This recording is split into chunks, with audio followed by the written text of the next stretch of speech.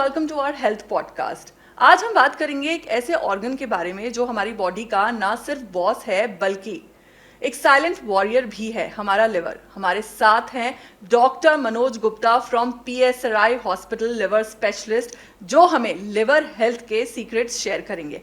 Welcome doctor to our show. Thank you very much. So doctor, मेरा पहला सवाल है, क्यों कहते हैं लिवर को बॉडी का बॉस एंड सोल? या डेफिनेटली हाँ, लिवर रियली में बॉडी का बॉस है because it control body metabolism basically. तो एक तरह से अगर हम लेमन लैंग्वेज में बात करें तो इसको हम जैसे कार का बैटरी होता है वैसे ही इसको हम बोलते हैं कि ये शरीर का बैटरी की तरह है, जो कि बॉडी को ही मेटाबॉलिज्म को कंट्रोल करता है, डाइजेशन में हेल्प करता है और कुछ टॉक्सिन मटेरियल्स जो बॉडी में जनरेट होते हैं उनको रिमूवल में हेल्प करता है। तो इस तरह से ओवरऑल बॉडी को चलाने का काम लिवर ही, जो एनर्जी प्रोवाइड कर रहा है वो लिवर कर रहा है। सोल यस, अगर लिवर अच्छा नहीं है तो डेफिनेटली फिर जस्ट लाइक कि खराब बैटरी की तरह कार नहीं काम करती, वैसे ही आप समझिए कि अगर सिस्टम ठीक नहीं चल रहा है तो बॉडी का पूरा मेटाबॉलिज्म डिस्टर्ब हो जाता है। तो एक जो डे टू डे लाइफ जो हमें चाहिए बॉडी के लिए वो नहीं मिल पाता। तो इस तरह से मैं बोलूँगा कि ये सोल है। और एक और अच्छी चीज़ जो लिवर के बारे में है कि यही एक अकेला ऑर्गन है पूरी बॉडी में जो रीजनरेट करता है, जी, तो दोबारा बनता है। तो जैसे सोल नहीं मरती उस तरह से मैं बोलूँगा कि लिवर भी ऐसा ऑर्गन है कि जिसको कि अगर आप मोस्टली केसेस में हम देखते हैं कि बहुत सारी कॉजेज़ ऐसे हैं जो अवॉइडेबल कॉजेज़ हैं, अगर वो हम ना लें, अगर ना हो तो लिवर रीजनरेट करता है। इस तरह से अमर है। सो जब लिवर अनहेल्दी होता है तो बॉडी क्या सिग्नल्स देती है? देखिए, बेसिकली जो मोस्टली केसेस में हम देखते हैं कि अर्ली केसेस में जब लिवर काम नहीं कर रहा है अच्छा, तो जो मोस्ट कॉमन सिम्टम है वो होता है कि पेशेंट को लगता है कि एनर्जी लेवल लो हो रहा है ना, भूख लगना कम हो रहा है या शरीर में जान नहीं लग रही है। तो एक तरह से ये जो सिम्टम है, थकान रहना विदाउट एनी रीज़न, तो ये सबसे पहले देखने में आता है। तो मैं बोलूँगा कि 80 to 85% केसेस में हमें इस तरह से ही सिम्टम्स देखने में आते हैं। जब हम फर्दर इन्वेस्टिगेट करते हैं तब पता लगता है कि लिवर डैमेज हो रहा है। बिकॉज जैसा मैंने आपको बताया है कि लिवर रीजनरेट होता है, तो लिवर पे जब तक कि बहुत ज़्यादा इफेक्ट ना आ जाए तब तक लिवर सिम्टम्स जनरेट नहीं करता। हाँ, डेफिनेटली जब लिवर पे प्रॉब्लम ज़्यादा होता है तो स्टार्ट अगर हम करें तो आंखों में पीलापन दिखने को मिलने लग जाता है, जिसको हम पीलिया बोलते हैं। साथ में हम देखते हैं कि पैरों पे स्वेलिंग आने लग जाना, और एडवांस होता है तो पेट फूलने लगता है पेशेंट का, और ज़्यादा एडवांसमेंट में बेहोशी आने लगती है या बिहेवियरल चेंजेस आने लगते हैं, और या फिर वॉमिटिंग में या लैट्रिन में ब्लड आ सकता है, या काले रंग का लैट्रिन या ब्लड आ सकता है। तो ये सारे सिम्टम्स इंडिकेट करते हैं कि लिवर की प्रॉब्लम एडवांस हो रही है, एडवांस हो चुकी है, एडवांस फेलियर में जा रहा है। डॉक्टर, फैटी लिवर का सबसे बड़ा कारण आजकल क्या है? बहुत अच्छा और बहुत कॉमन क्वेश्चन है जो आजकल हर जगह और हर पेशेंट जानना चाहता है। तो सबसे पहले तो मैं बोलूँगा कि फैटी लिवर डेफिनेटली काफ़ी देखने में मिल रहा है, और इसकी जो मेन वजह है वो हमारा देखें तो हमारा जो खाना पीना है, जो हमारा रहन सहन का तरीका है, जो हमारी लाइफ स्टाइल है, उससे रिलेटेड प्रॉब्लम्स हैं।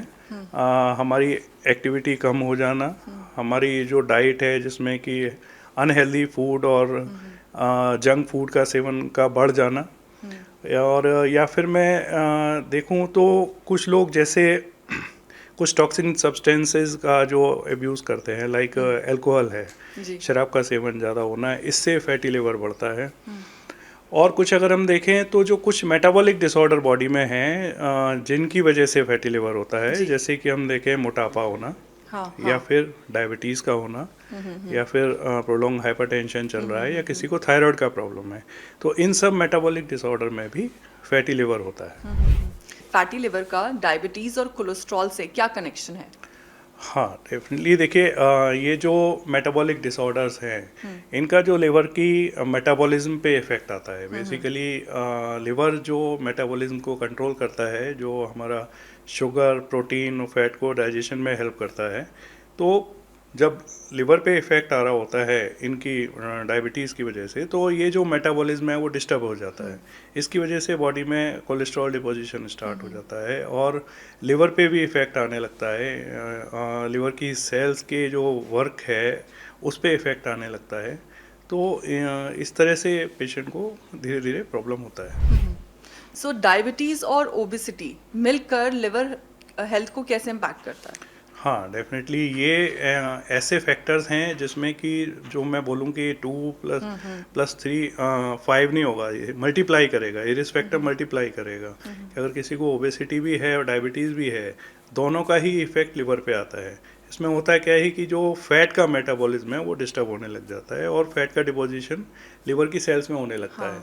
जब लिवर में फैट का डिपोजिशन बढ़ेगा तो डेफिनेटली वो लिवर पे चेंजेस लाएगा, लिवर के फंक्शंस को हैम्पर करेगा। इसमें कुछ जो बैड कोलेस्ट्रॉल और बैड फैट जो होता है वो लिवर पे इन्फ्लेमेटरी चेंजेस भी लाता है और जो कि धीरे धीरे करके पेशेंट के लिवर को डैमेज करते हैं and it's slowly it progress towards a liver cirrhosis. So that's why I am saying कि like these factors always multiply. हाँ। फैटी लिवर का हार्ट और ब्लड वेसल्स पर क्या असर पड़ता है? या फैटी लिवर की वजह से जैसे मैंने बताया कि आपका कोलेस्ट्रॉल का जो बैड कोलेस्ट्रॉल है वो डिपोजिशन स्टार्ट हो जाता है कि बॉडी की जो खून की जो नलियाँ हैं इंक्लूडिंग हार्ट में भी, तो वो बैड कोलेस्ट्रॉल डिपॉजिट होता है, तो जिसकी वजह से हार्ट पे भी इफेक्ट आता है। अल्कोहल का लिवर पर क्या इम्पैक्ट होता है?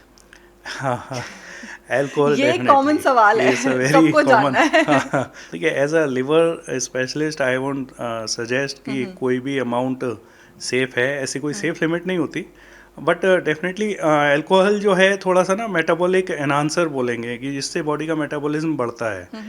तो डेफिनेटली एक कम अमाउंट में बहुत फ्रीक्वेंट अगर कोई ना ले तो थोड़ा बहुत फ़ायदा हो सकता है एज एन एंटीऑक्सीडेंट और थोड़ा मेटाबॉलिक एनहांसर की तरह से। बट जिन लोगों को ख़ास तौर से लिवर का प्रॉब्लम है या जिनको कि मैं बोलूँगा जो अभी जो मैंने आपको मेटाबॉलिक डिसऑर्डर्स गिनाए हैं, जैसे डायबिटीज़ है, थायराइड है, ब्लड प्रेशर है, उन लोगों को बिल्कुल सेवन नहीं करना चाहिए बिकॉज उनका liver already on higher risk factors जो उनमें है, तो उन लोगों को तो बिल्कुल भी नहीं करना चाहिए बिकॉज अल्कोहल से देखिए दो तरह से हमारा लिवर डैमेज हो रहा होता है।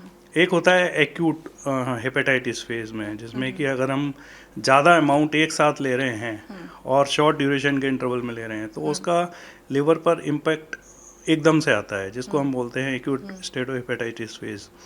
और अगर जो लोग ये अमाउंट लगातार काफ़ी टाइम से ले रहे हों और स्लोली जो लिवर इनका फिर सिकुड़ने लगता है, फाइब्रोज होने लगता है, जिसको हम लिवर सिरोसिस बोलते हैं, जिसको एंड स्टेज लिवर डिजीज़ बोलते हैं, तो ये लिवर धीरे धीरे डैमेज होता है और लिवर सिरोसिस बनाता है। डॉक्टर, ये हमने बात कर ली अल्कोहल की, अब हम बात करें अगर कॉफ़ी की, तो लोग ऐसा है कि कॉफ़ी को लिवर प्रोटेक्टर कहा जाता है, so this is true?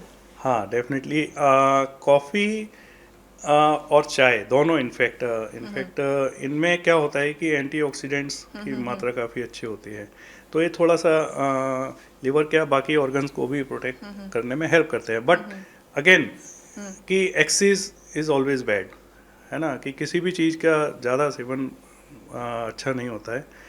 Coffee भी मैं बोलूँगा अगर कोई ले रहा है ये सोच के कि लिवर पे अच्छा इफेक्ट आएगा तो डेफिनेटली वो कॉफ़ी लें जिसमें कि फैट कम हो, कि आप बहुत ज़्यादा उसमें शुगर ऐड ना करें, बहुत ज़्यादा मिल्क ऐड ना करें, तो वो कॉफ़ी ठीक है। ग्रीन टी जैसे है, ग्रीन टी अच्छा है लिवर के लिए, थोड़ा सा लिवर के मेटाबॉलिज्म को बूस्टअप करते हैं, तो लिवर के हेल्दी रखने में हेल्प करते हैं।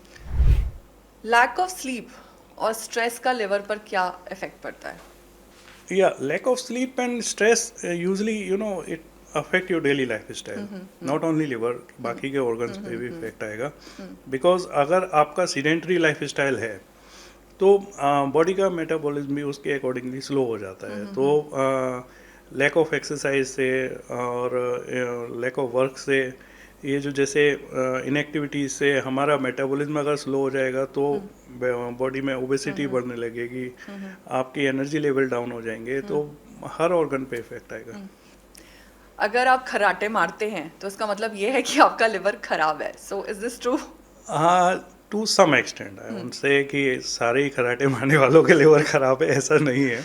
But definitely snoring is mostly what we found in obese patient, जिनको ओबीज हैं, या डेफिनेटली कुछ पेशेंट हैं, सबसेट ऑफ पेशेंट जिसमें ऑब्स्ट्रक्टिव स्लीप एपनिया करके एक डिसऑर्डर होता है, अगर उसमें ये मिल रहा है तो वो एक अलग बात हो गई। अदरवाइज डेफिनेटली जो ओबीज पेशेंट है तो ओबेसिटी में लिवर पे इफेक्ट होगा, वो फैटी लिवर का कंपोनेंट उनका होगा, जिसकी वजह से कह सकते हैं, हम कोरिलेट कर सकते हैं कि उनको हो सकता है कि लिवर का। घर में ही आमतौर पर बोल देते हैं कि ज़्यादा तेल मत लेना, ज़्यादा घी मत लेना, तो मेरा सवाल अब ये है कि तेल और घी कंजम्पशन से क्या लिवर डैमेज हो सकता है? Again it's we are on the same page, like कि अगर हमारा जो इसमें सेचुरेटेड फैट्स का कंजम्पशन अगर ज़्यादा है तो इसका इफ़ेक्ट आता है बॉडी पे, हर ऑर्गन पे आता है। तो इसमें मेरा इंटेक ये है कि आप इसमें सेचुरेटेड फैट कम लें। जैसे लिवर के लिए मैं बोलूँगा कि जिसमें ऑलिव ऑयल वगैरह अगर आप यूज़ करते हैं तो ये अच्छा है, लिवर के लिए अच्छा है। बट हाँ, अगर आप ये जो सेचुरेटेड फैट वाला जो कंटेंट है, जैसे जो पहले डालडा करके कुछ वेजिटेबल ऑयल वगैरह आते थे, वो दीज वर हार्मफुल, कि पाम ऑयल वगैरह ये सब थोड़ा कम रखना चाहिए। अदरवाइज ये सब अगर आप फैट लेते हैं, सेचुरेटेड फैट वगैरह लेते हैं, थोड़ा सा बेनिफिशियल है लिवर के लिए। गर्दन पर काली लाइन या मस्से फैटी लिवर के इंडिकेटर्स हैं? Yes, you can say to some extent, like definitely in advanced cirrhosis, in advanced liver problems, what we notice कि होता है कि जब लिवर सिरोसिस तक बात पहुंच जाए, मतलब कि लिवर का डैमेज, लिवर सिकुड़ने लगता है, लिवर का डैमेज बढ़ने लगता है, ऐसे पेशेंट में हम देखते हैं कि बॉडी में पिगमेंटेशन होने लगता है। तो ये जो आपने बताया डिस्कलरेशन या ब्लैक पिगमेंट्स का डिपोजिशन, ये हम मोस्टली हम देखते हैं कि गर्दन के अराउंड पीछे या फेस पे हमें देखने को मिलता है, कि फॉरहेड पे देखने को मिलता है। तो ये पिगमेंटेशन होता है एडवांस लिवर सिरोसिस में होने लग जाता है। और जो आपने मसों की बात की, डेफिनेटली ये कुछ साइंस हैं जिनके बेसिस पे हम भी कोरिलेट कर पाते हैं कि लिवर किस स्टेज में है। जी। क्या पैरासिटामोल ज़्यादा लेने से लिवर फेलियर का रिस्क बढ़ता है? देखिए, पैरासीटामोल वैसे तो काफ़ी सेफ ड्रग में आता है, बट येस, विदाउट सुपरविज़न तो कोई भी ड्रग नहीं लेनी चाहिए। नॉट ओनली पैरासीटामोल, कि कोई भी ड्रग विदाउट डॉक्टर के सुपरविज़न के नहीं लेना चाहिए। पहला तो मेरा इस पे टेक यही है। और दूसरा मैं बोलूँगा कि पैरासीटामोल के बारे में है, पैरासीटामोल टॉक्सिसिटी है, एक रिकमेंडेड डोज से ज़्यादा अगर कोई एक साथ सेवन करता है, काफ़ी सारी पैरासीटामोल एक साथ खाएंगे, तो उससे लिवर पे फेलियर के चांसेस होते हैं। But yes, under doctor supervision एक रेगुलर डोज में one can take, it's not that bad drug. Doctor, क्या एक्सरसाइज फैटी लिवर को रिवर्स कर सकती है? Yes, it's a very good question.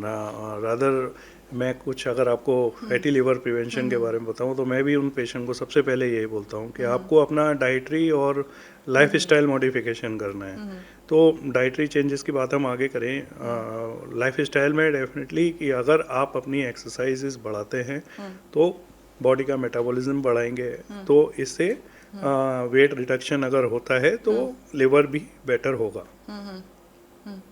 इसकी अगर बात करें तो there is intermittent fasting, keto diet, plant based diet. So इस पर लिवर का क्या असर लिवर पर क्या असर पड़ता है इसका? Is it safe to follow? या safe to follow, but under supervision, you know, not in every patient. अभी कोई मान लीजिए कोई डायबिटिक पेशेंट है और आपने उसको इंटरमिटेंट फास्टिंग या कीटो डाइट पे डाल दिया, तो उनको नुकसान हो सकता है। तो जो लिवर के पेशेंट हैं जिनको ऑलरेडी लिवर डिजीज डायग्नोज है, उनको अंडर सुपरविजन ही डाइट अपनी एडवाइस लेनी चाहिए। ब्लाइंड कोई भी डाइट इस तरह से फॉलो ना करें, बिकॉज ये हार्मफुल भी हो सकते हैं। बिकॉज कीटो डाइट की जैसे आपने बात की, कीटो डाइट में हम देखते हैं कि उसमें कार्बोहाइड्रेट बहुत कम लिया जाता है, फैट बेस्ड डाइट होती हैं। अब जो ऑलरेडी कोई अगर ओबीज है और उसको अगर हम फैट खिलाए जा रहे हैं तो उसकी ओबेसिटी ज़्यादा बढ़ेगी, ज़्यादा कम होने के। तो हमेशा अपने डाइटिशियन या डॉक्टर की एडवाइस से ही डाइट लें। डॉक्टर, जब लिवर फेल हो जाए तो ट्रांसप्लांट का डिसीजन कैसे लिया जाता है? Yes, as a being a liver transplant surgeon, तो मैं इसका ज़रूर आंसर देना चाहूँगा कि ट्रांसप्लांट डेफिनेटली ज़रूरत है। पहले जो हम देखा करते थे कि लिवर सिरोसिस का ट्रीटमेंट नहीं था। पेशेंट लिवर सिरोसिस में, इसको हम एंड स्टेज लिवर डिजीज़ बोला करते थे। अभी इसका क्योर पॉसिबल है। अगर किसी को लिवर सिरोसिस है, एडवांस लिवर सिरोसिस भी है, तो उसका भी क्योर पॉसिबल है, जिसमें कि लिवर ट्रांसप्लांट करके उसकी जान बचाई जा सकती है। लिवर ट्रांसप्लांट क्या होता है कि जिसमें कि हम शरीर का जो खराब लिवर है उसको हटा के नया लिवर लगाया जाता है। और नया लिवर दो सोर्स से आता है, या तो कोई फैमिली मेम्बर अपना एक पार्ट डोनेट करे, या कोई जो ब्रेन डेड पेशेंट होते हैं उनकी फैमिली अगर डोनेट करे तो उनका लिवर लेके हम लगाते हैं। तो अब इसकी ज़रूरत किसको है? इसकी ज़रूरत मैं बोलूँगा उनको है दो तरह से अगर हम देखते हैं। एक वो पेशेंट जिनका कि लिवर सडनली डैमेज हुआ है, जिसको हम एक्यूट लिवर फेलियर बोलते हैं, जिसकी कई वजह होती हैं कि बहुत ज़्यादा कोई टॉक्सिक मटेरियल ले लिया जिसमें अल्कोहल इनको, या फिर कोई ड्रग का सेवन किया, या फिर कोई वायरल हेपेटाइटिस हुई, या फिर कुछ और डिसऑर्डर होते हैं जिनकी वजह से लिवर सडनली डिकम्पनसेट होता है और एक्यूट लिवर फेलियर में जाता है। या फिर वो पेशेंट जिनको कि धीरे धीरे करके लिवर डैमेज हुआ है, बट अभी जो लिवर की जो स्थिति है वो ऐसी आ चुकी है कि अभी वो दवाओं से क्योर पॉसिबल नहीं है। हाँ। वो पेशेंट कौन से होते हैं? जिनको कि ऑलरेडी लिवर सिरोसिस डायग्नोस हो रखा है, जी। जिनको जॉन्डिस बढ़ रहा है, जिनके पैरों पे स्वेलिंग बढ़ रही है, पेट से बार बार पानी निकालना पड़ रहा है, या बार बार ब्लड आता है वॉमिटिंग में या स्टूल में, या फिर जिनको एक बार भी बेहोशी आए। तो ऐसे पेशेंट को मैं डेफिनेटली सजेस्ट करूँगा कि बजाय अपना ट्रीटमेंट डिले करने के तुरंत सलाह लें, और ऐसे पेशेंट को जो अर्ली स्टेज में अपना ट्रांसप्लांट करा लेते हैं उनका रिजल्ट बहुत अच्छा रहता है। तो ये एक मैसेज डेफिनेटली मैं देना चाहूँगा कि लिवर सिरोसिस जो एडवांस हो रही है उसका क्योर पॉसिबल है, और लिवर ट्रांसप्लांट से ये ठीक हो सकते हैं। डॉक्टर, लिवर कैंसर के कॉमन फैक्टर्स और रिस्क क्या होते हैं? यस, लिवर कैंसर जो अभी हम देख रहे हैं काफ़ी ज़्यादा बढ़ रहा है। जी। मैं बोलूँगा कि 5th मोस्ट कॉमन कैंसर बनता जा रहा है ये world wide, not only in India, world wide इसके फैक्टर्स हैं। जिसमें कि जैसा हम देखते हैं कि लिवर सिरोसिस जो मैंने आपको पहले बताया था, लिवर सिरोसिस जो होता है वो एक फर्टाइल ग्राउंड होता है कैंसर डेवलप होने के लिए। अब लिवर सिरोसिस किसी भी वजह से अगर हुआ है, जिसमें वजह कुछ भी हो सकती है, जैसे कि सबसे पहले तो अल्कोहल बहुत बड़ा कारण हमारे देश में हम देखते हैं। अल्कोहल, लिवर सिरोसिस जिनको हुआ उनको बाद में कैंसर डेवलप हो रहा है। या फिर कुछ वायरस ऐसे होते हैं जो लिवर को अफेक्ट करते हैं, जिसमें हेपेटाइटिस बी है, हेपेटाइटिस सी है। इसमें धीरे धीरे जब लिवर डैमेज होता है तो इनफैक्ट कई बार ऐसा भी होता है कि बिना लिवर डैमेज हुए भी उस पर लिवर कैंसर डेवलप होने लगता है, अगर ये वायरस काफ़ी टाइम तक शरीर में पड़ा रहे। और वजह अगर हम देखें तो इसमें कुछ बॉडी के ही डिसऑर्डर्स होते हैं, जिसमें ऑटोइम्यून हेपेटाइटिस बोलते हैं। अगर ऑटोइम्यून हेपेटाइटिस रिलेटेड सिरोसिस अगर पेशेंट को हो रहा है तो धीरे धीरे ये फर्टाइल ग्राउंड बनता है लिवर सिरोसिस होने के लिए।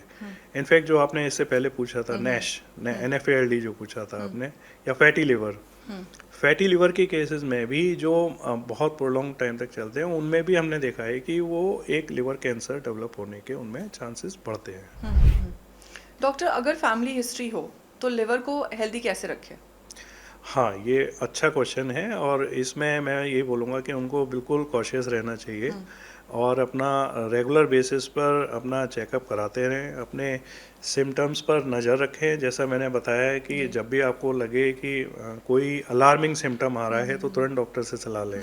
अलार्मिंग सिम्टम्स कौन से हैं? जो मैंने आपको पहले बताए थे, जॉन्डिस हो रहा है आँखों पे, या यूरिन पीला आ रहा है, या पैरों पे स्वेलिंग आ रही है, या विदाउट एनी रीज़न अगर आपका भूख अचानक से कम हो गया है, एनर्जी लेवल कम हो गया है, वेट लॉस हो रहा है, और पेट टाइट लग रहा है, या सांस में दिक्कत है, या फिर आपको लगता है आपके फैमिली मेम्बर हैं तो उनका बिहेवियर चेंजेस हैं, नींद सबसे पहले नींद डिस्टर्ब हो जाना कि दिन में नहीं सोते हैं, दिन में सोते हैं, रात में नहीं सोते हैं, तो ये सारे सिम्टम थोड़े से ना अलार्मिंग सिम्टम है। अगर ऐसा कभी भी लगता है तो आपको तुरंत सलाह लेना है।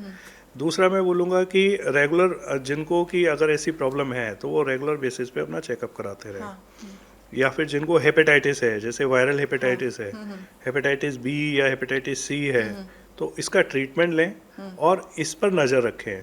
बिकॉज ऐसे पेशेंट में जो धीरे धीरे जब ये क्रॉनिक स्टेज में जाते हैं तो बाद में इनका लिवर पे चेंजेस आने के जी, रीज़न रहते हैं। इसीलिए इन पर नज़र रखना और डॉक्टर से अपने फॉलोअप कराते रहना ज़रूरी होता है। डॉक्टर कौन से फूड्स हैं जो लिवर के लिए बेनिफिशियल होते हैं? फूड डेफिनेटली देखो, लिवर के केस में मैं बोलना चाहूँगा कि आपको बैलेंस डाइट लेना है। बैलेंस डाइट जिसमें कि सब कुछ हो, जिसमें ऐसा नहीं है कि आपको, मैं दो तरह से बात करना चाहूँगा। ऑलरेडी जिनका लिवर अभी तक डैमेज नहीं है, एक वो पेशेंट, दूसरे हैं जिनका लिवर ऑलरेडी डैमेज हो रहा है। तो जिनका अभी हेल्दी है लिवर, तो उनके लिए मैं बोलूँगा हेल्दी डाइट रखें, अपना बैलेंस डाइट रखें, जिसमें कि फ्रूट्स, वेजिटेबल, सैलेड, कर्ड सब कुछ होना चाहिए। पानी का सेवन अच्छा रहना चाहिए।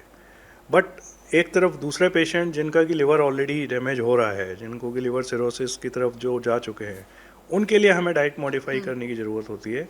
उनको हम हमेशा बोलते हैं कि भाई आप सॉल्ट कम लीजिए, पानी का मात्रा कम रखिए, प्रोटीन का सेवन ज़्यादा करिए, जिसमें कि प्लांट्स और वेजिटेबल बेस्ड अगर प्रोटीन लेते हैं तो वो ज़्यादा बेनिफिशियल होते हैं।